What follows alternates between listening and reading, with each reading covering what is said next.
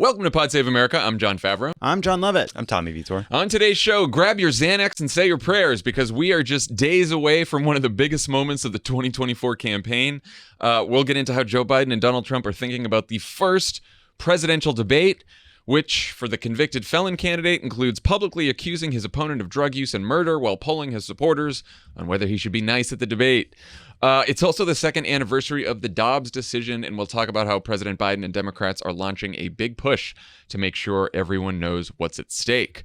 But first, we are here in New York again at the SiriusXM studios again because it's book launch week, and as of right now, you can finally get a copy of Democracy or Else: How to Save America in 10 Easy Steps. I don't know where I'm on camera. At long last, the book is out. It's out. How about that, guys? Oh, man. Congrats. How you feeling? The same as before. Yeah. Oh, did you not want an honest answer? You know what? We're going to be doing a lot of interviews where we don't give an honest, so this is good. Let's be honest here. Here's what I'll say. We've been obviously flogging this book for you for a long time, but For you, America. For you, America. This is a book for America. For you, the listener. And today's the day it finally comes out. If you haven't bought it, fine. You haven't bought it. Just pause the podcast for 2 seconds. Just do us a favor. All the proceeds go to Vote Save America. Right. So it's like you're not even like, oh, can I spend money on this book? You want to contribute to the election. This is like it's a donation to the election. And campaigns all across the country are going to benefit from your purchase of Democracy or Else. You know, we bleed for you 3 days a week now in this podcast. Jesus Christ. It is about us. But look, here's the most important thing is we do need to get onto the top of the New York Times bestseller list. You're going to if you buy this, you'll help us get past at least one Fox and Friends host. Yeah. We don't want what's going on. Right now Fauci's sitting up there at the top of the charts. Oh my God. Honestly, that guy's he's got it coming. Yeah. Did you like the pandemic? Yeah. No mask in the picture. No mask in the picture. What kind of message, Fauci? Did you see him throw that ball out at the Nationals game, at the baseball game when he threw that first pitch? How'd he do? Terrible. Oh, man. So don't, yeah. This was like years ago. I'm just trying I was going to say, is that recent? Of attacking him. Anyway, I thought you were going to bring out the Wuhan thing. Right, he did. Anyway, our book. We don't talk about none of that is part of our book. Our book is just about it's how to get involved in politics in a way that's fun, that's not scary, that's not confusing. And a lot of the lessons we learned over the last 7 years of Pod Save America, we finally put on paper, as well as a lot of the advice we got from some really smart people and organizers and activists. But it's not homework. There's illustrations. It's short. I did an interview about the book where someone said he appreciated that it was short and also appreciated that the font was large. That is such a high school paper. I would description. say this. The length reads like people that had a deadline. And that's a beautiful thing. I thought you were saying reads like people. Like No. Yeah. It's for people who just read tweets all day, which is me. All right. Anyway, you can buy the book now. Go to your local bookstore. Go to Target. Go to Barnes & Noble or head to crooked.com/books now. Okay. Still get a pit in my stomach every time I say this, but the first debate between Joe Biden and Donald Trump is Thursday. As of now, it's actually happening. Joe Biden's prepping with his advisors at Camp David. Donald Trump is prepping in public with his fans. On Saturday, Trump spoke in Philadelphia, where he attacked the debate moderators and polled the audience on whether or not he should be civil to Biden at the debate. I'll let you guess what they preferred. He also trotted out the Biden will be on drugs attack again. Only this time he added that Biden will be getting a, quote, shot in the ass. And in case that image isn't enough for you, Trump also talked about taking off his own shirt at the Faith and Freedom Coalition's annual conference in D.C., where he cast himself as a martyr for all of the, quote, wounds he's received, and also said a bunch of other crazy shit. Let's listen. If I took this shirt off, you'd see a beautiful, beautiful person. But you'd see wounds all over me. I've taken a lot of wounds, I can tell you. More than I suspect any president ever. Who likes the 10 Commandments, by the way, going up in the schools? They think it's such a bad thing. I said, has anyone read the thou shalt not steal, has anybody read this incredible stuff? It's just incredible. They don't want it to go up. So you got to get out and vote. Just this time, I don't care In 4 years, you don't have to vote, okay? In 4 years, don't vote. I don't care by that time. But we'll have it all straightened out, so it'll be much different. You guys realize there's a non-zero chance he just read the Ten Commandments before that event. Well, I think this is some great stuff. Have you seen this? I also think that he could only. I A lot of vows. What's going on there? I actually think he didn't read any of them. I think he could realize that the only other one he could remember is "Thou shalt not commit adultery." And so he's like, "Thou shalt not steal. Thou shalt not." Yeah, he's really gone over on those. He's of course talking about the Ten Commandments because the governor of Louisiana just signed a law requiring every public school to display them in the classroom, which is something the Supreme Court said was unconstitutional when Kentucky tried it back in 1980. But of course, new Supreme Court, new state trying it, so who knows? Why do you guys think Trump's still pandering to Christian nationalists now that we're in the general election? Seems like he's already got their votes. Really leaning into the Jesus comparison there, the martyr and the wounds. Right? He's going really embracing that. I do think it's worth pointing out that 5 presidents were shot while in office. That's a good point. So they probably had wounds. it worse and more wounds. A horse fell on top of Ulysses S. Grant. I'm reading his personal memoirs. I'm reading his memoir. You guys, he's been talking about it nonstop. I feel like I know the whole book. Hey, listen, Ulysses S. Grant, great writer, huge fan. Also, Ten Commandments is a lot like our book, where it could have been 9 chapters. You know what I mean? Yeah, you can't. I mean, by the way, two of them are about coveting and then acting on the coveting. Right. Don't commit adultery, but also don't lust after your neighbor's wife. Which everyone's broken that one. I hear. John, who lives down the block? What are we talking about?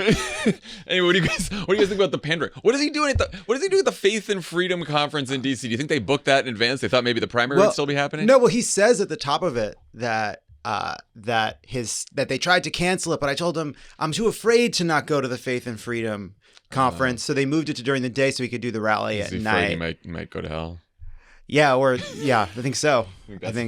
But I just view it as he's gone every year because I think that we forget because it feels like another era. But at the beginning, these were the people that went with Ted Cruz. These are the people that he had to kind of shore up. And so I think he views it as like keeping these people happy is just a useful thing to do. Yeah, at the end of the day, I think every campaign he's run is just a base turnout election. And I think that there was a 2021 Pew poll about kind of like religion and public life. And in that poll, 54% said the federal government should enforce the separation of church and state. And you would imagine that putting the 10 Commandments in public schools undercuts that.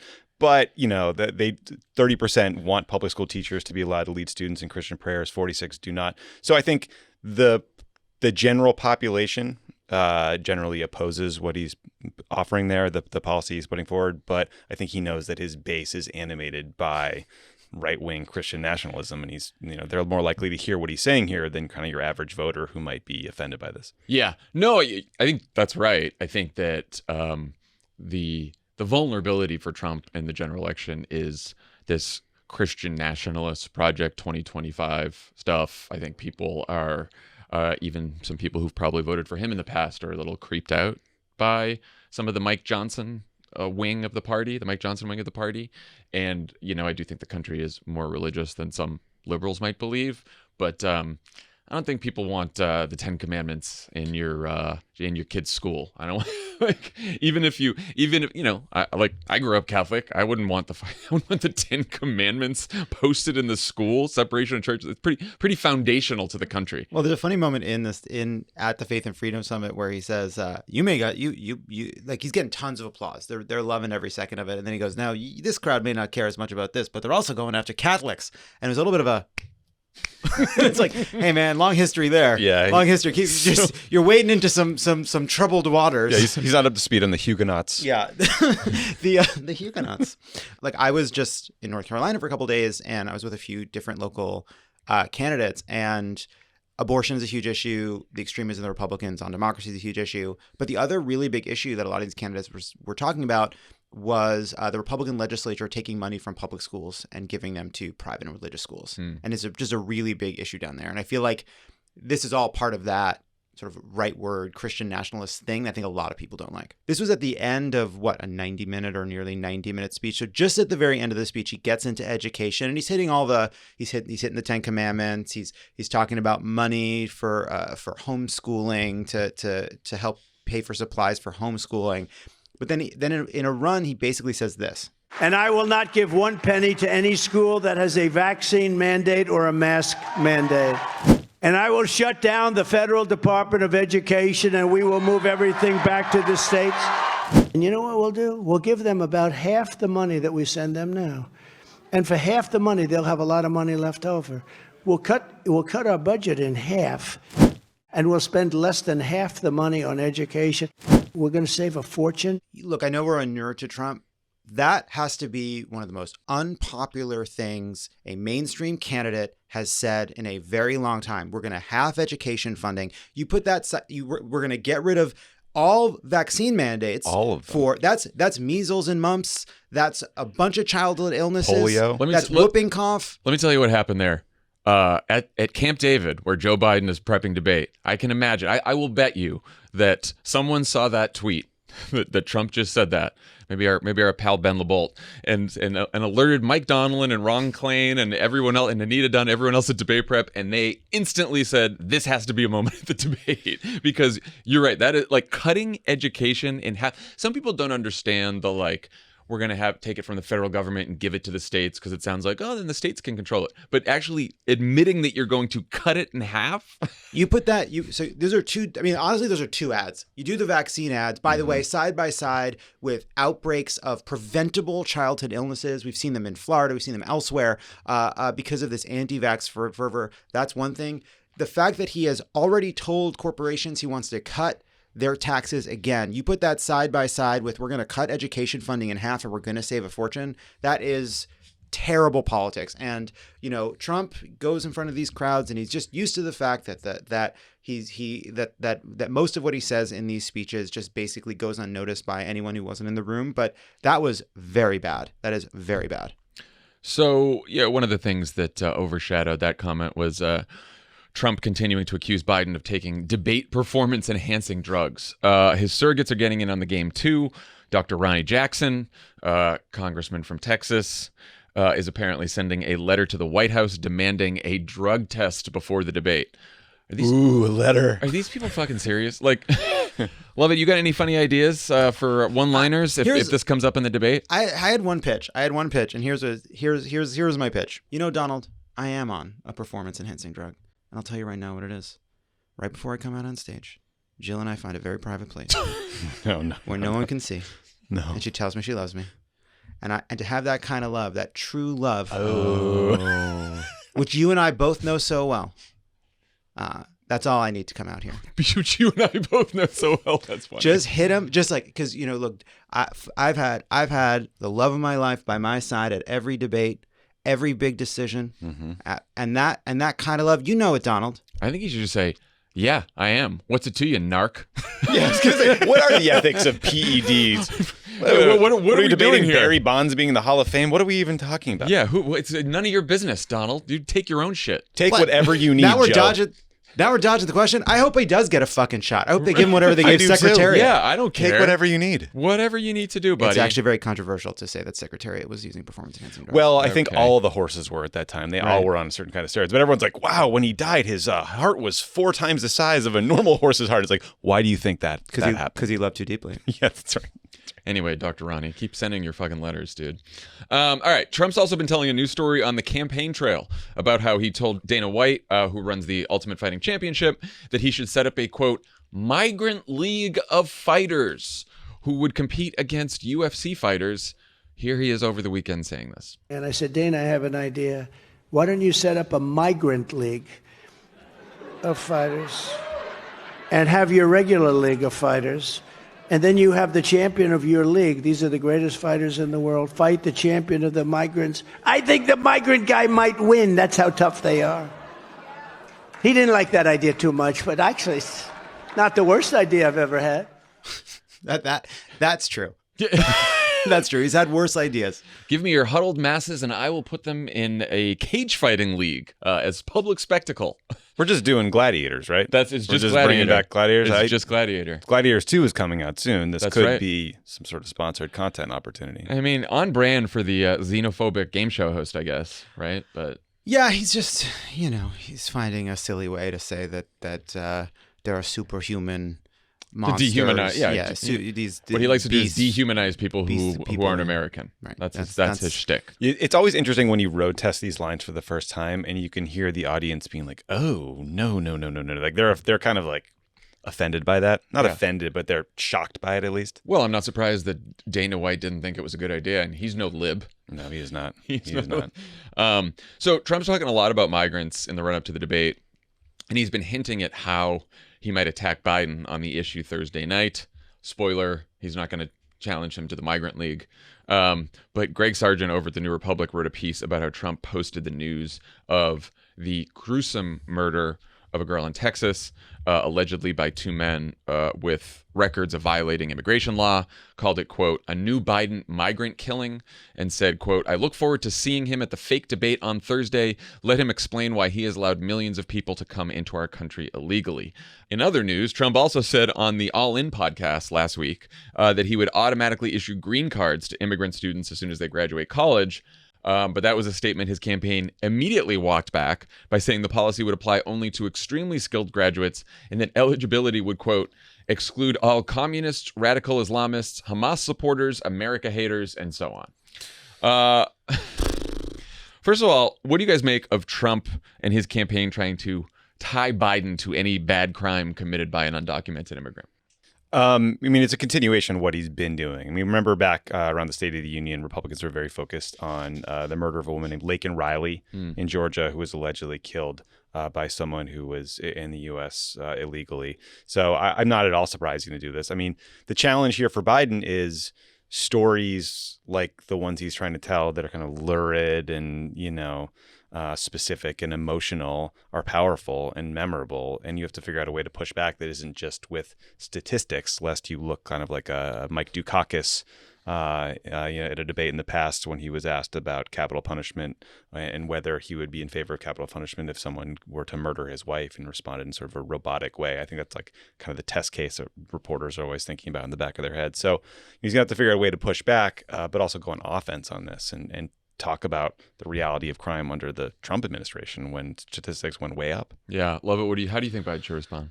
Here's sort of how I sort of responded to it, and there was a Greg Sargent wrote a piece, and he asked James Carville, he asked Dan Pfeiffer, he asked you, John. Me. You, John, are in that piece, and Greg brought this to my attention. I feel like there was, I think there's a few different points to make, but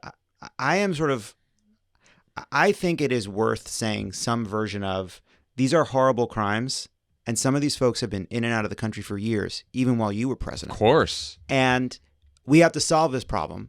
And I got a group of people together to solve it, Democrats and Republicans. And you know who killed that?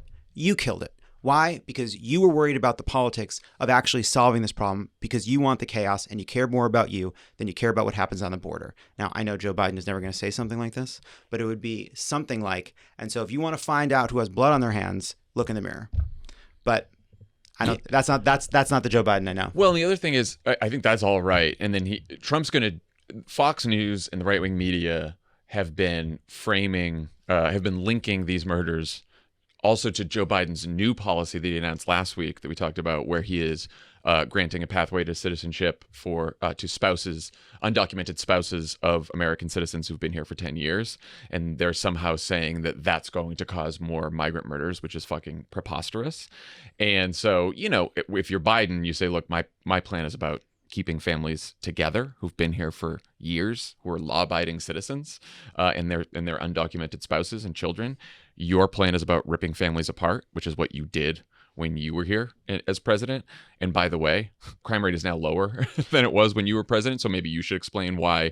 Maybe you won't say blood on your hands, but you can say maybe you should explain why the crime rate spiked when you were president, when you left office, and now it's lower. And by the way, of course we should go after anyone who commits murder, undocumented or not, like as hard as we can, right? Yeah, I think there's a simple way to say too, like there was a crisis at the border the day I walked into office. There was a crisis on the border on day one. This is because you didn't solve it. You talked about it. You scapegoated people. You yelled about it. You talked about it while you didn't build it.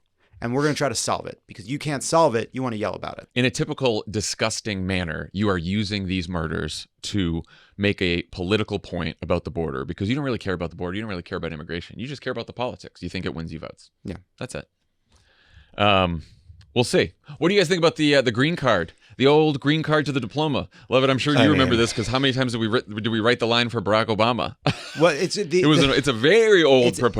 second I saw that Trump had said this, I didn't look at an article before I even saw any news about it. I was like, he talked to a rich person. Exactly. He talked to a rich person a Silicon Valley type person who says this kind of thing, and he just repeated it because he was talking to other people that he thought might like it, and so then the campaign had to walk it back. Yeah, this is part of a little sales pitch that he gives to get money from naive idiots in the business world or in Silicon Valley. By the way, and he found a few at the All In podcast. He sure did. He found a whole bunch. And by the way, he's absolutely never going to go through with this proposal if elected. His entire base wants to limit immigration. There's no way. Well, how do we know he won't? Because he was president for 4 years, didn't do it, didn't want to do it, opposed it. But this is part of this broader wish list, which is like tax cuts. Now he's flip-flopped on cryptocurrency. Now he's the crypto guy. He's going to cut regulations. But yeah, these Silicon Valley types are basically desperate for software engineers to come into the country. But in practice, what this would do would be to give green cards to lots and lots of students from China and India. Like more than half of foreign students in 2022 and 2023 were from India and China. But on the stump, Trump talks about migrants from China as enemies, literally an army. He talks about military-aged males coming to the country. What's a college student? I also think this is another. This is sort of the details of the actual issue aside. It is a signal to a certain class of. They think they're non-ideological. They think they're apolitical, but they're kind of like anti-woke rich people who just think the left has gone crazy.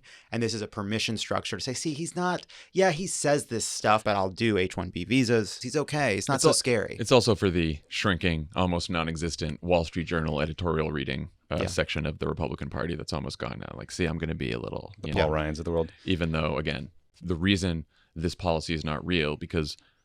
Barack Obama proposed it, Hillary Clinton proposed it in 2016, is because you just can't find enough Republicans in Congress to go along with it. Could have passed this legislation under any time in the last 2 decades. Republicans wouldn't do it. Yeah, I mean, the other sort of interesting thing that came away from that long, terrible interview was Trump is clearly doing debate prep, but lying and saying he's not. Because he's like, I don't need debate prep. I don't do it. Why would I even bother? And he's like, I was reviewing a video of Joe Biden last night debating Paul Ryan. You're like, that sounds like homework, sir.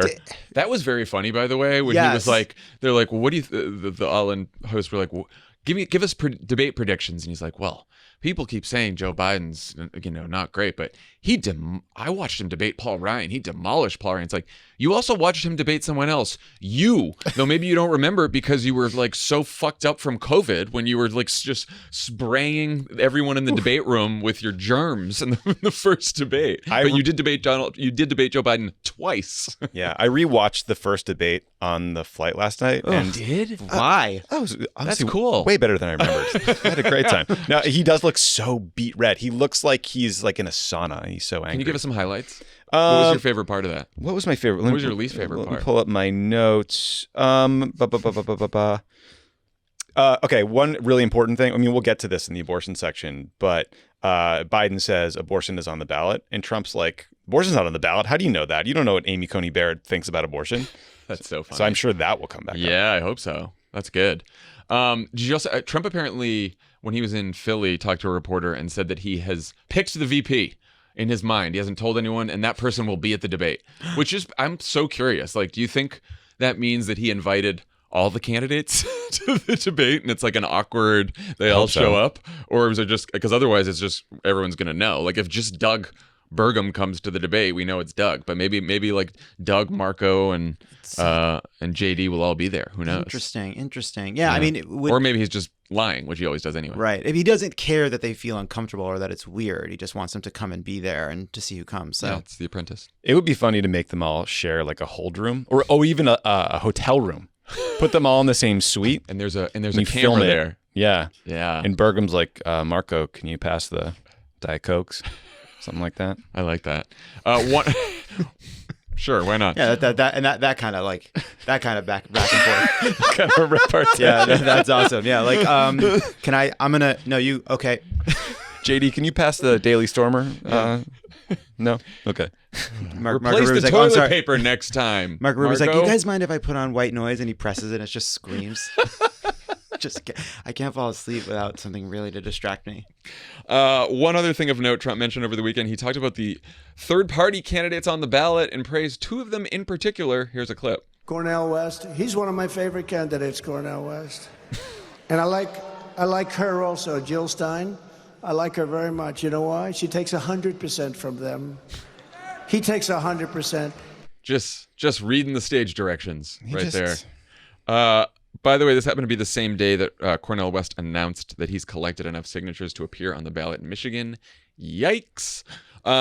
You guys think Trump's own words here could be an effective argument to third-party voters? I know we've talked a lot about, telling someone who's thinking about voting third-party, hey, you're just going to elect Trump, is not always effective. But when you have Trump out there saying, hey, this is going to help me, I don't know. I think so. I think it's helpful. I'd throw it in now. I really like it. I think it's a good thing to get out there. This thing potentially comes down to so few votes. And I do think that there's, that subset of people that when they're told that they're voting for Trump have a kind of obstinate and like, well, I didn't choose these candidates and, Biden has to persuade me, all the kind of stuff you'll hear from the kind of group of people that are most amenable to someone like Cornel West. And I think having Trump just say it directly is pretty hard to argue with. How worried are you about Cornel West, Tommy? Quite. He's on the ballot in Michigan, and then there's a bunch of Republican operatives who have been working to get signatures to get him on the ballot in North Carolina. So were North Carolina to become like a real swing state, it could be a challenge there too. I mean, I think for anyone who has like third-party curious people in their lives, I do think when you're trying to dissuade them from that vote, you have to be careful not to just immediately go to shouting at them and saying, you're just voting for Donald Trump, because a lot of these third-party voters are what they call double haters, which is they really dislike either candidate and they're thinking about staying home or third party.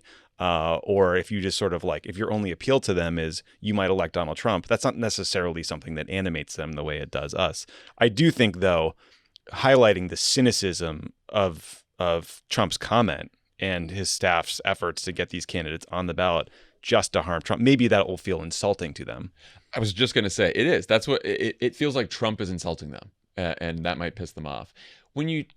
I've been listening to focus groups of these third-party voters, and there are some who are like, honestly, it's a moral thing. I can't look at myself in the mirror. I know that I'm throwing away my vote. I know that I don't like Donald Trump, but I'm just going to do it anyway. Those people you're probably not going to get. But there have been a lot of people in these groups who they don't pay a lot of attention to politics, but they pay enough attention to know that they're like, I'm considering third party, but I just don't want to throw away my vote. Like, they know that it's throwing away their vote. So I think letting people know that it's like a mathematical impossibility for some of these candidates, from just about all of them, except maybe RFK Jr., to win because they're not on the ballot in enough states, which will certainly be the case for Cornel West. He won't be on the ballot in enough states to get to 270. Jill Stein, because she's Green Party, she'll come closer. RFK Jr. could come closer, but it's still, I think one step is telling people that it's a mathematical impossibility for your candidate to win. Yeah, I also I think there's people out there that say like you every 4 years you come to me and you say vote for the lesser of two evils, vote for the less of two evils, and I don't want to do it anymore. I just can't do it anymore. And I do think that there's an argument to be made to that kind of person in this moment that is about putting a vote for Joe Biden in the broader context of building power, and how, as much as this may not be the candidate you wanted, a vote for Joe Biden helps you to be in a position to like make the change inside of the Democratic Party in a bigger way over the next several years. And that you may not be happy with your choices, but a world where Joe Biden is president is a world where the change you want is possible. A world where Donald Trump is president is a world where it's not. And you could just go to a couple core issues like, hey, have you noticed that it's the hottest year on record every year? Do you believe climate change is real? Okay, well, one person did something about climate change, which is Joe Biden. The other doesn't believe it's man-made. The other thinks it's cool because it'll mean more beachfront property is what he said. Do you think that women should be able to make their own healthcare decisions? Okay, well, Joe Biden does too. Donald Trump is going to restrict women's health care as much as humanly possible, especially abortion access. So I mean, I would just go to like issue areas and try not to make it entirely personal. I had a friend tell me who's like very unhappy with Joe Biden and been at protests over Gaza too, say like, you know what? You're protesting Joe Biden right now. Voting for Joe Biden gives you the opportunity to keep protesting. How did Ben Because- Rhodes take it? I knew I had to be you. I knew I had to be you. See, oh, you saw Rhodes in New York? The chance to keep protesting. There it is. Incredible. That's whatever it takes, guys. Whatever it takes. Today's presenting sponsor is Simply Safe Home Security. If you have summer travel plans, the last thing you want to worry about is your home security while you're away trying to enjoy some R&R with the family. Let Simply Safe help you enjoy greater peace of mind during your summer vacation. Simply Safe is advanced home security that puts you first.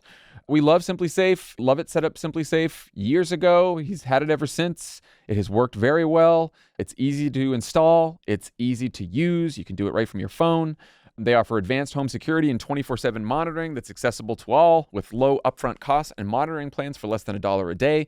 Their exclusive 24/7 live guard protection allows monitoring agents to stop a crime in real time.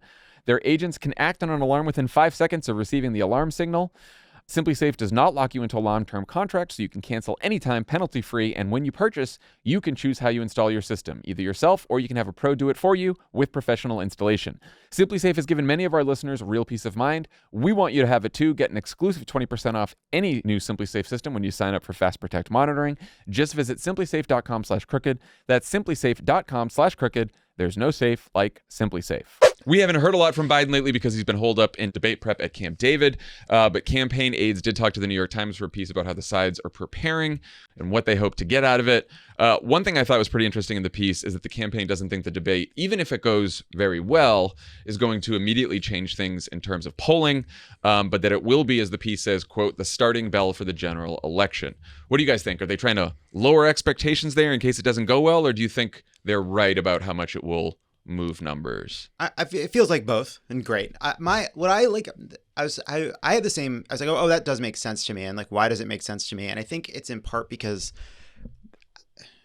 one thing we've talked about is right that these Senate candidates like a Bob Casey or Ruben Gallego are running a little bit ahead of Biden. Like, are those people that are right now saying they're either Gallego Trump or Gallego undecided? Is that real? What does it mean to bring them home? And so a lot of what Biden is trying to do is get people who right now are frustrated by the choice, maybe less engaged, to go from saying they're undecided or saying they're for Trump, but on some fundamental level understand the stakes, to finally say, yes, even though they're not super happy about the state of things, they're going to do the right thing.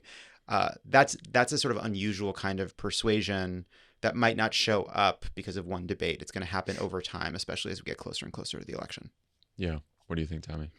I asked ChatGPT to make up some Trump-style nicknames for the moderators that I'd like to read to you now. Oh, okay. Wow. So he just didn't want to. I did it as... You know what? I'll take Oh, it. expectations? No, I love it. He's gonna let that pitch go by. I'll answer the question. I mean, I talked about this with Dan last week too. I think 4 months is a lifetime in politics. We memory hole literally everything. So they can, of course, come back from something that's not good. I think... You can come back from an insurrection. You can come back from a bad debate from a senior moment. There is, I think, though, like... Dark. Dan argued that, I mean, I agree with Dan's point, which is like, I do think that Joe Biden's age is a threshold question for a lot of voters, and what they want to see Thursday night is something that gives them confidence in his ability to do the job for another 4 years. I think they feel like the State of the Union was one of those moments where he looked like sharp and on it and was punchy and giving it back to the Republicans when they're heckling him. And so hopefully we'll see a similar version of Joe Biden. Now, like, he will likely stutter. He will likely mumble through an answer. There will be moments where all will cringe. Whether those will be kind of deal breakers for voters, like, it would probably take something pretty significant. You know what the truthful spin is? If I don't care if Joe Biden forgets his name and falls off the stage, still voting for him over Donald Trump. That's where it's coming. I mean, it's just like, well, sure. And at some point they are, but we lose our credibility when we say that.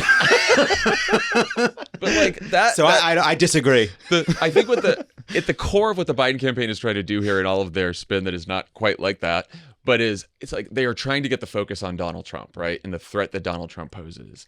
And I think what probably frustrates that campaign to no end, and you're right, it is a threshold. The age is a threshold question for most voters, and the campaign acknowledges that for sure. But I think what frustrates them is like, however Joe Biden performs Thursday night, Donald Trump is still Donald Trump. He has still done all the things Donald Trump did. He still wants to do all the things Donald Trump will do. And that will mean fucking disaster for the entire country. So whether it's Joe Biden or any candidate up there, like we've got to like suck it up and go make sure that Donald Trump doesn't win. Well, sure. Yeah, no, totally. I'm not arguing against anything. No. I think that kind of points to what a good outcome versus a bad outcome of the debate is. And a good outcome of the debate is a debate in which Donald Trump is saying Joe Biden's on drugs, and the conversation is about how extreme and piss or hair dangerous. test. Oh, well, yeah, sure, exactly. It said piss or hair test.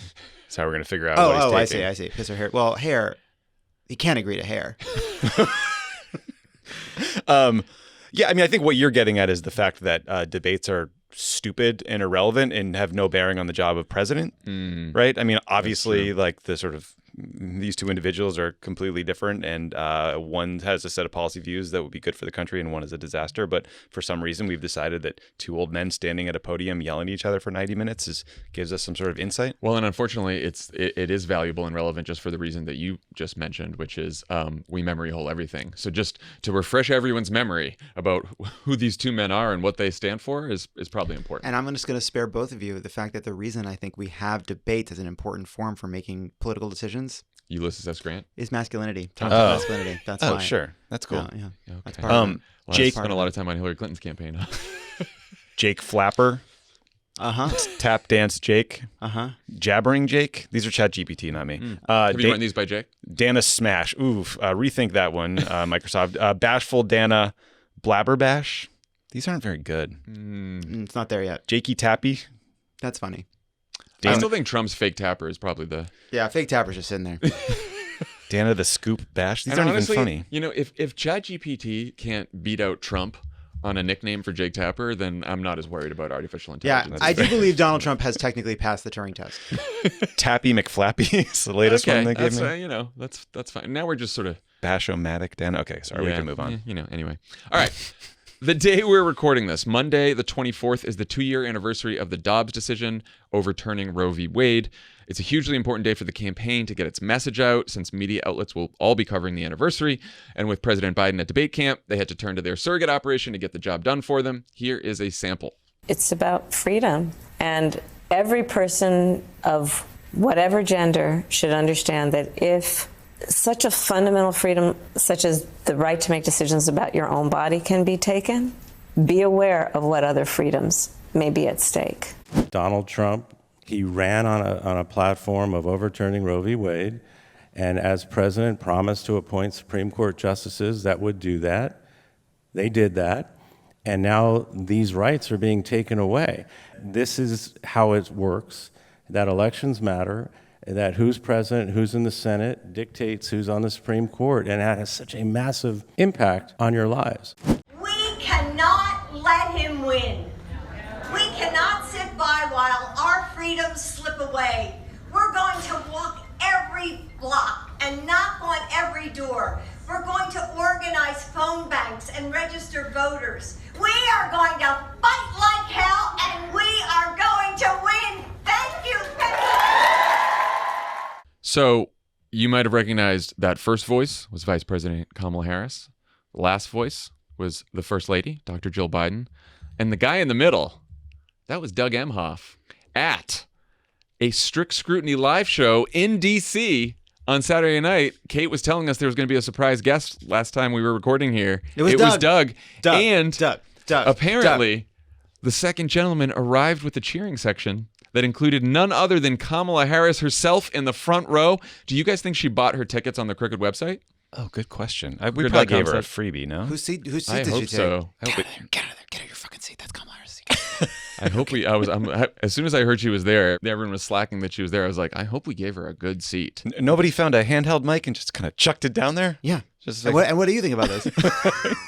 Again, Vice President Harris, anytime you would like to be on a Crooked podcast, you don't just have to attend. You can be on. We'll talk. Right. In this case, for example, any scheduling problem couldn't have been the case. You were there. You were very much present. So it seems like technically you were available. I don't know how much more personally we can take this, White House. Yeah. What do we have to do? We're sitting here. What other media outlets do you have to? We're out here on the front lines day after day talking about how young Joe Biden is. Put him on here. Have to fuck in this White House to get him. Oh, sorry. Never mind. Just kidding.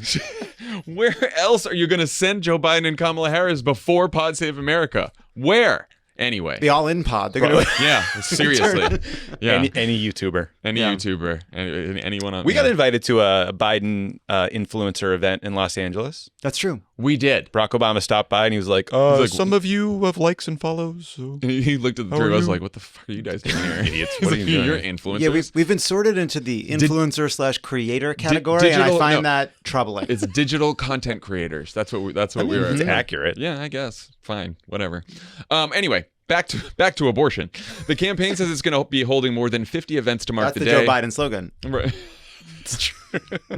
That includes everything from more standard stuff like Elizabeth Warren holding an event in Wisconsin to celebrity appearances. Padma Lakshmi will be doing something in Atlanta.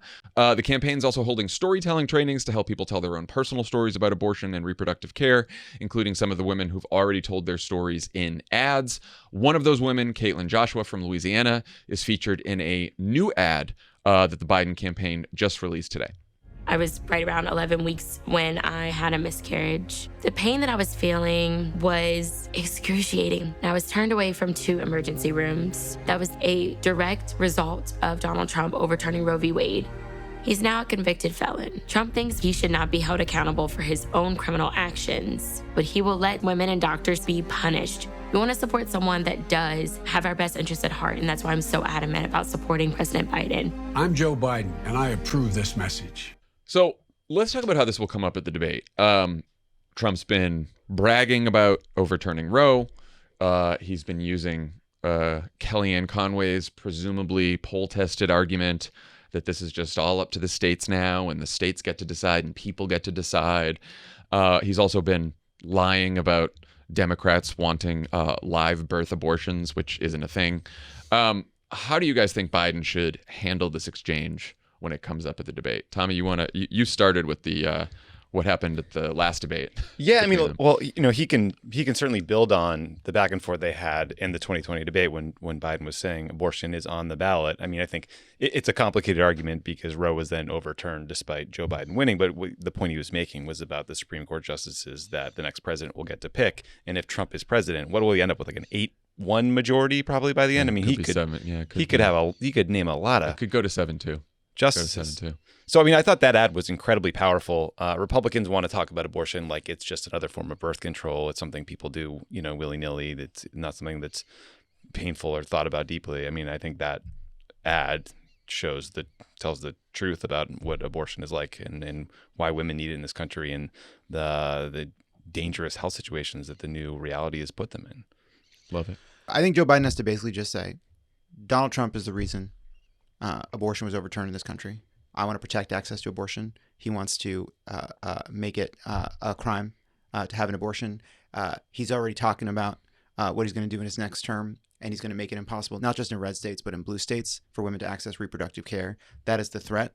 The last time Donald Trump and I debated, I said he was going to overturn Roe v. Wade. He said he wouldn't, or he said it wasn't true.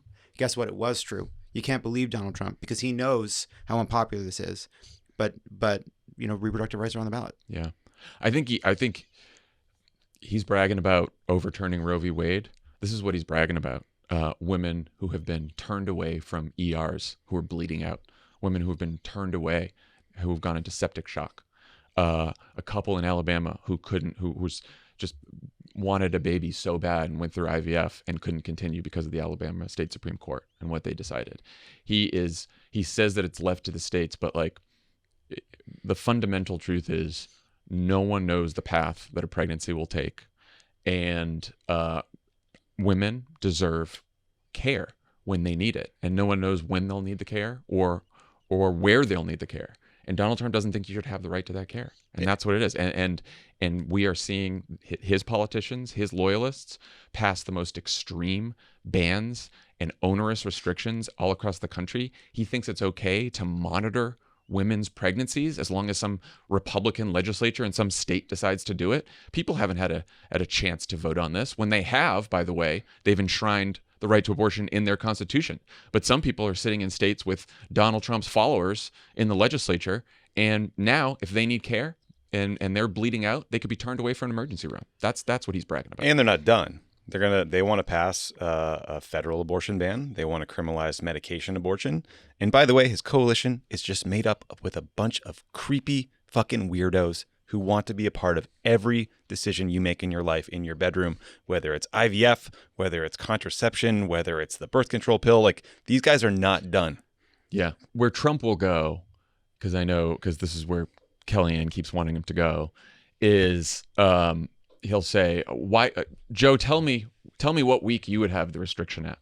Tell me how many weeks. How many weeks would you do? Pick a number. You can't. You think right up until the day of birth." And Biden, and then he wants Biden to say no. It's like, well, then what? The week before, 2 weeks before, you can't come to some kind of compromise on a week and blah blah blah. And I think that at that point, Biden's like, what I want is the fundamental right that we've had in this country for the last several decades. Yeah, you can't. That's what I want. You can't take the bait and respond to Trump on Cannot that. do You need that. to say these are decisions that are being made by women and their doctors, not by you, Donald. Yes, and that has been the problem since Dobbs, is that doctors aren't making these decisions. These aren't medical decisions. These are decisions Greg Abbott. by Greg Abbott. Make these decisions. You want bunch Donald of Trump making Republicans. decisions. Yeah. You Anyway. wouldn't trust Donald Trump to watch your laptop at a Starbucks. No, I would not. No, absolutely not. I can imagine Donald Trump being in a Starbucks. Does he drink coffee? No, because he's on drugs. Which one? Provigil? I don't know. We're going to see. Allegedly. You know what? He's gonna submit to Dr. Ronnie's test, and then we will find out. As always, Donald Trump is projecting. Yes. And you're not really supposed. You don't do Ozempic in the ass. But I do think that's probably what he's thinking about. You say, well, you can do it in the thigh, or in the stomach, or the back of the arm is what they recommend. I mean, it probably would work in the ass. I don't know why it's not listed as an option. I don't know either. Anyway, I think this is our show for today. I think Trump has taken Provigil or some sort of upper on foreign trips. Of course he has. Of course he is. He's a sleepy old man. This guy. And again, if he wants to, if Joe Biden wants to the debate, God bless him. Donald Trump's brain stopped. The elasticity of his brain locked up in the late 80s, and that was an uppers era. Oh yeah, that was an uppers era. But he didn't drink. If you take an X-ray of his brain, it's just Diet Coke. Yeah. And cocaine? Allegedly. All right, everyone. That's our show for today. We will have a show for you Thursday morning, because Wednesday night we're going to have a live show in Brooklyn, and that'll be out Thursday morning. So Thursday morning live show, post-debate reporting. Friday night show. Friday night show in Boston. Yeah, it'll come out after that. Some of you might be thinking, that's too many shows. And you know what I say to you? Eat shit. Download it and delete it. I don't care. Just download it. And buy the book, Democracy or Else, crooked.com/book. You can buy it right now. You can own it. Right now. All right. Thanks, everyone. We'll talk to you soon.